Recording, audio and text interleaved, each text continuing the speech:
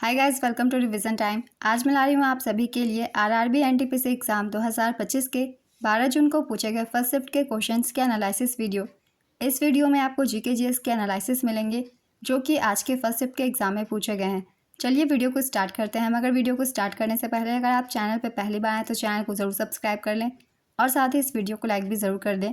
इस तरीके की कम टाइम के एनालिसिस वीडियो आपको आने वाले हर एग्ज़ाम्स के लिए मिलते रहेंगे। तो चलिए स्टार्ट करते हैं 12 जून को पूछे गए फर्स्ट शिफ्ट के सारे क्वेश्चंस। क्वेश्चन नंबर 1, मेंडलीव की आवर्त सारणी में आयोडीन को किस समूह में रखा गया था? इसका आंसर है हैलोजन समूह में, ग्रुप 17 में। मेंडलीव की आवर्त सारणी में आयोडीन को समूह 7 या समूह 17 में रखा गया था, जिसे हैलोजन के रूप में भी जाना जाता है। नेक्स्ट क्वेश्चन, गांधी जी की ओर से पूना समझौते पर किसने हस्ताक्षर किए थे? इसका आंसर है मदन मोहन मालवीय ने। पूना समझौता महात्मा गांधी और डॉक्टर भीमराव अंबेडकर के बीच हुआ था। पूना समझौता पर गांधी जी की तरफ से मदन मोहन मालवीय ने हस्ताक्षर किए थे। यह समझौता 24 सितंबर 1932 को पूना में यरवदा सेंट्रल जेल में हुआ था। यह समझौता दलित वर्ग के राजनीतिक प्रतिनिधित्व पर आधारित था, जिसमें ब्रिटिश सरकार द्वारा विधानमंडल में दलित वर्ग के लिए कुछ सीटें आरक्षित करने का प्रावधान था। नेक्स्ट क्वेश्चन, पीएससीज पब्लिक सेक्टर एंटरप्राइजेस के तहत आत्मनिर्भर भारत योजना की शुरुआत किस वर्ष की गई थी? इसका आंसर है 2023 में। 103वां भारतीय संवैधानिक संशोधन किससे संबंधित है? इसका आंसर है सामान्य श्रेणी के आर्थिक रूप से कमजोर लोगों के लिए आरक्षण से। 103वां संशोधन अधिनियम केंद्र सरकार द्वारा संचालित शैक्षणिक संस्थानों में प्रवेश के लिए समाज के आर्थिक रूप से कमजोर वर्गों के लिए 10% आरक्षण का परिचय देता है। वर्ष 2019 के 103वें संविधान संशोधन के माध्यम से भारतीय संविधान के अनुच्छेद 15 और 16 में संशोधन किया गया था। चलिए कुछ और भी इम्पॉर्टेंट संशोधन के बारे में जान लेते हैं जिनसे एग्जाम में क्वेश्चन पूछे जा रहे हैं, जैसे कि 101वें संवैधानिक संशोधन। 101वें संवैधानिक संशोधन अधिनियम द्वारा वस्तु एवं सेवा कर यानी जीएसटी को लागू करके अप्रत्यक्ष कर प्रणाली के सरलीकरण की प्रक्रिया को हासिल की गई। भारतीय संविधान का 102वां संशोधन राष्ट्रीय पिछड़ा वर्ग आयोग को संवैधानिक दर्जा प्रदान करने तथा इसे राष्ट्रीय अनुसूचित जाति आयोग और राष्ट्रीय अनुसूचित जनजाति आयोग के समकक्ष लाने के लिए किया गया था और इससे भी एग्जाम में क्वेश्चन पूछे गए थे 102वें संविधान संशोधन से। 104वां संविधान संशोधन अधिनियम लोकसभा और राज्य विधानसभाओं में एंग्लो इंडियन के लिए सीटों के आरक्षण को समाप्त कर दिया और एससी और एसटी के लिए आरक्षण को 10 साल तक बढ़ा दिया। अब है 105वां संविधान संशोधन। इस संशोधन अधिनियम 2021 सामाजिक और आर्थिक रूप से पिछड़े वर्गों की पहचान करने और उन्हें निर्दिष्ट करने के लिए राज्य सरकारों की शक्ति को पुनर्स्थापित करता है। 106वां संविधान संशोधन। 106वां संविधान संशोधन अधिनियम के अंतर्गत लोकसभा और राज्य विधानसभाओं में महिलाओं को 33% आरक्षण प्रदान करने का प्रावधान है।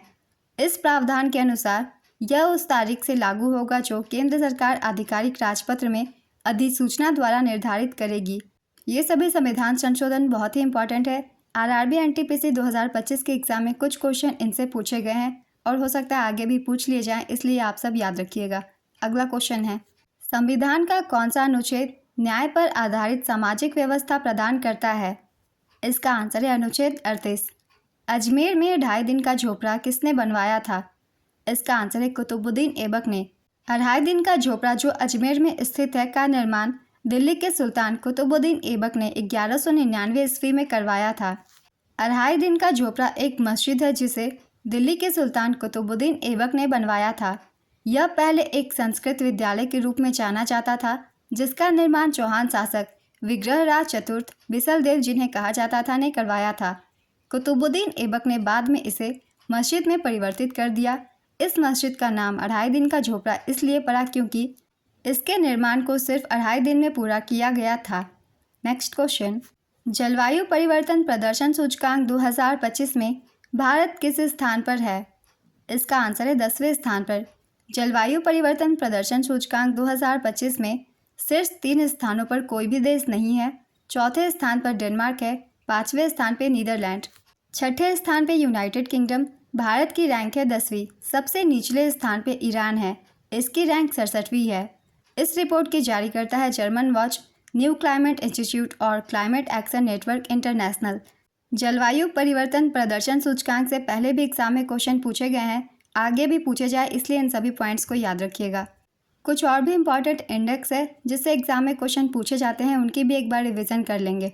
जैसे कि हेनले पासपोर्ट इंडेक्स 2025। इस इंडेक्स में भारत का स्थान है 85वां। भारत के वीज़ा को 57 देशों में वीज़ा मुक्त गंतव्य प्राप्त है। प्रथम स्थान पे इस सूचकांक में है सिंगापुर, इसे 195 देशों में वीज़ा मुक्त गंतव्य प्राप्त है। दूसरे स्थान पे जापान, तीसरे स्थान पे France, Germany, Italy, Spain, Finland और दक्षिण कोरिया साथ में है। इस रिपोर्ट की जारी करता है Henley and partners firm, United Kingdom. अब है global firepower index 2025। Bharat की रैंक है 4th। भारत का स्कोर है 0.1184। प्रथम स्थान पे है संयुक्त राज्य अमेरिका। इस रिपोर्ट की जारी करता है globalfire.com वेबसाइट। भ्रष्टाचार धारणा सूचकांक 2024। भारत की रैंक है 96वीं। भारत का स्कोर है 38। इस सूचकांक में प्रथम स्थान पर डेनमार्क है। इस रिपोर्ट की जारी करता है ट्रांसपेरेंसी इंटरनेशनल। भारत के पड़ोसी देशों की रैंक है चीन की 76वीं, पाकिस्तान 135वीं, श्रीलंका 121वीं, बांग्लादेश 149वीं।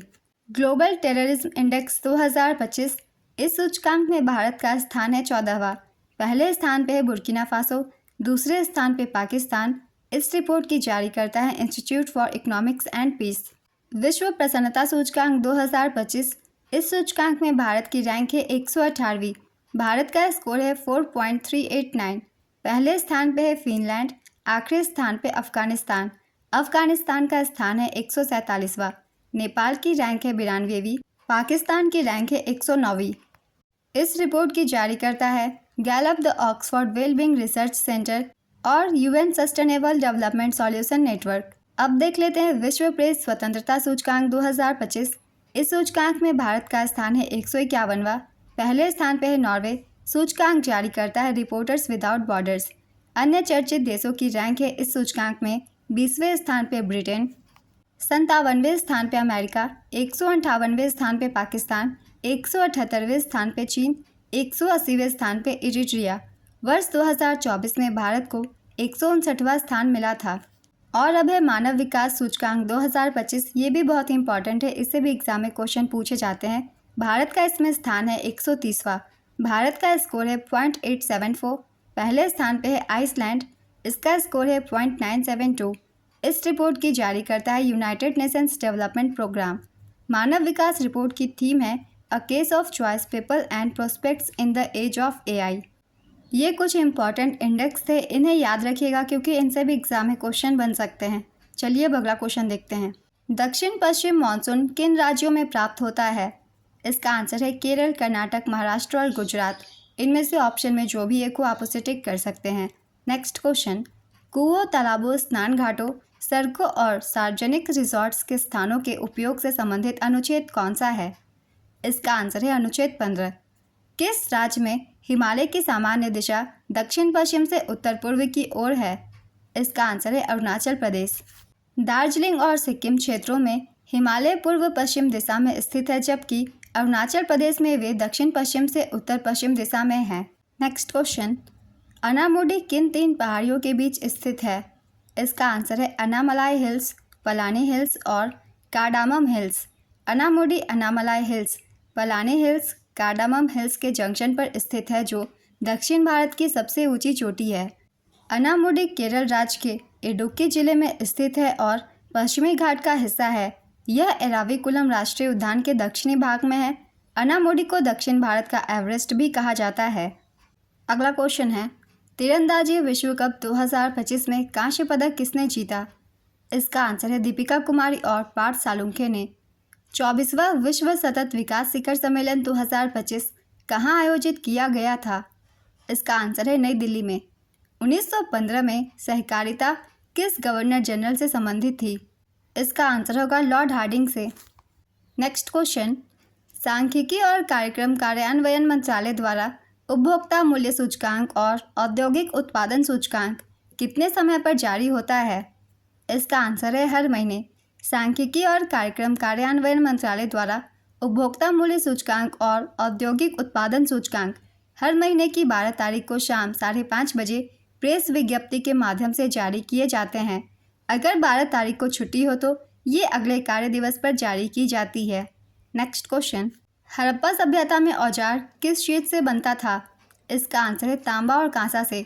MS पावर पॉइंट में F5 फंक्शन क्या है? इसका आंसर है स्लाइड शो। शेखर कपूर को 2025 में किस क्षेत्र के लिए पद्म भूषण और अवार्ड से सम्मानित किया गया? इसका आंसर है कला के क्षेत्र में। सिंधु घाटी सभ्यता का स्थल लोथल किसके लिए प्रसिद्ध है? इसका आंसर है समुद्री व्यापार के लिए। तो आज के फर्स्ट शिफ्ट के एनालिसिस वीडियो कंप्लीट होती है। अगर आप सभी को ये वीडियो हेल्पफुल लग रही हो तो इसे लाइक ज़रूर कर दीजिएगा और इस तरीके की कम टाइम के एनालिसिस वीडियो के लिए चैनल को भी ज़रूर सब्सक्राइब कर लीजिए। तो फिर मिलते हैं अगली वीडियो के साथ। आप सभी को आने वाले एग्जाम्स के लिए ऑल द बेस्ट।